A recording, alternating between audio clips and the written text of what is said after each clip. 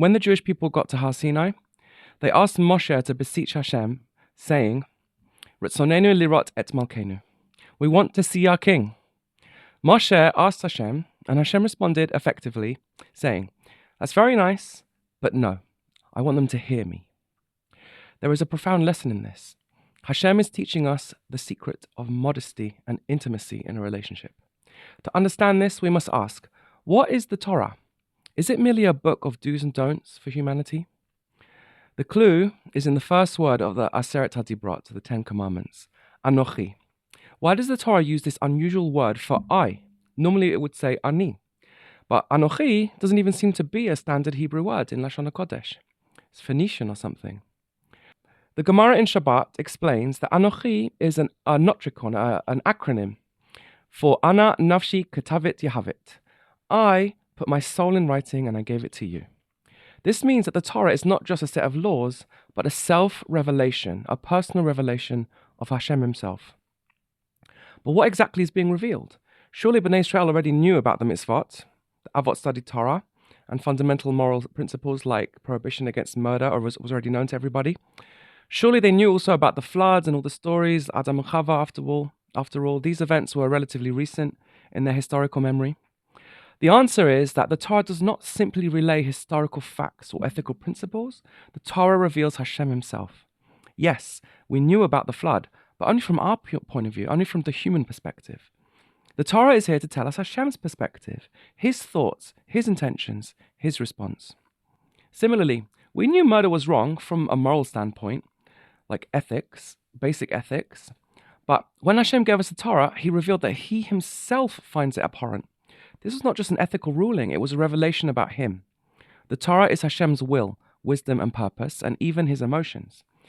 This is why the Torah is not just an academic exercise, it is an encounter with Hashem himself. This understanding sheds light on why the second Beit HaMikdash was destroyed.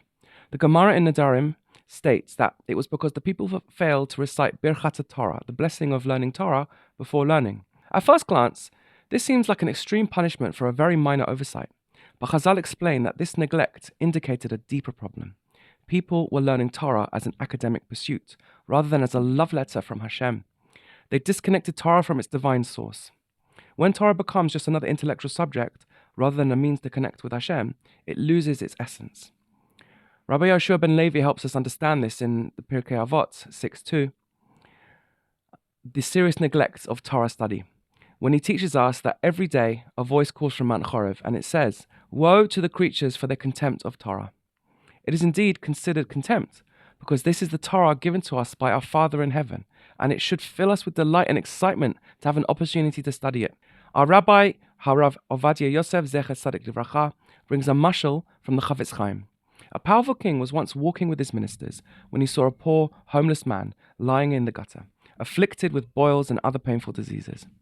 The king knew that the man's ancestors were law-abiding, honest people, and he had pity on him. He commanded his servants to take the man to the royal palace, where he brought an expert doctor to treat this man devotedly until his health was restored. The king then brought the man respectable clothes, allowed him to marry his daughter, and appointed him a minister. One day, when the man was out going for a walk, he saw some children playing with stones. Feeling jealous of them, he took his expensive clothing off, and he began playing with them. He then left his wife and his position, dirtied his clothing, and began playing soccer and the like. What kind of punishment should such a person receive for his ingratitude to his benefactor who treated him so kindly?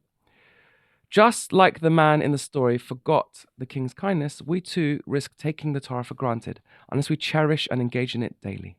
The message of the parable is clear.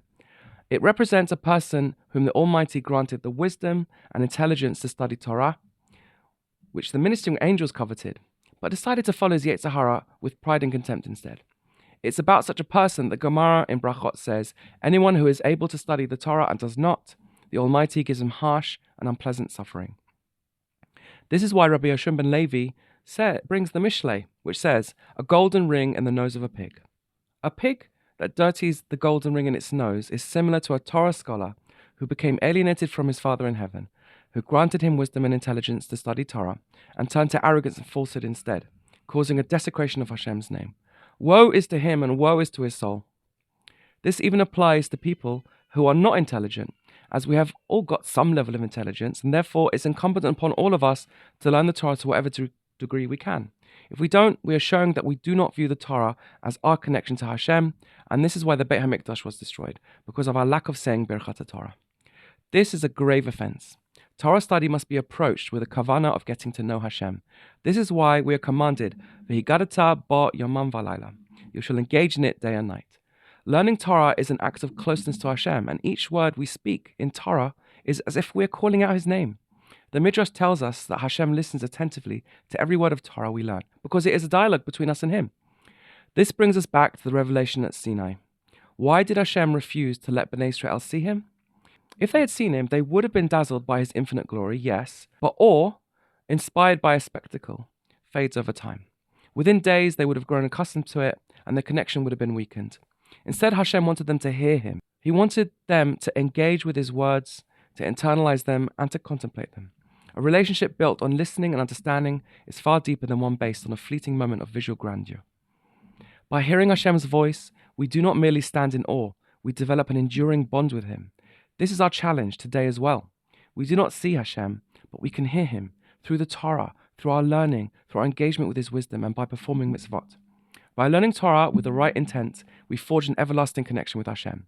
This is also a lesson for us, by the way. If we want people to connect to us, we must encourage them to listen to us. We defeat this purpose if we work too much on our superficial aspects, like our appearance.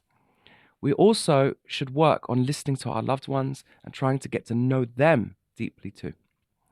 This is just one of the many wonderful things we learn about Hashem, and it inspires us to emulate Him, not just to improve our own lives and depth of our relationships, but also to bring us closer to Him and to get to know Him personally. What a privilege, what an honor. This Shabbat, let's commit to hearing Hashem by engaging in meaningful Torah learning, not just as a study, but as a conversation with Him. Shabbat Shalom.